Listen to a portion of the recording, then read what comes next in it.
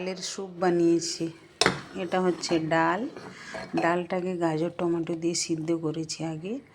তারপরে আমি এর মধ্যে একটু বাটার দিয়ে আর রসুনের তড়কা দিয়েছি।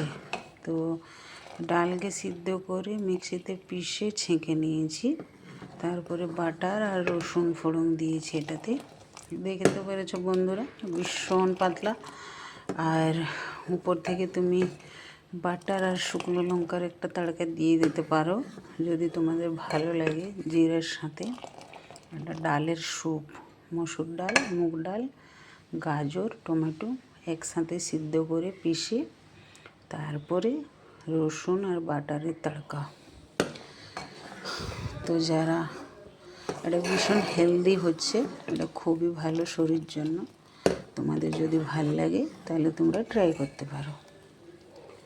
তো এটা খেতেও খুব সুস্বাদু হবে।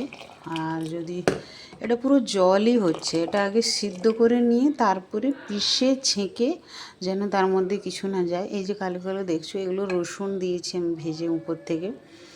ব্যাস, এটা ডাল নয়, এটা ভীষণ জলের মতন, এটা পাতলা স্যুপ।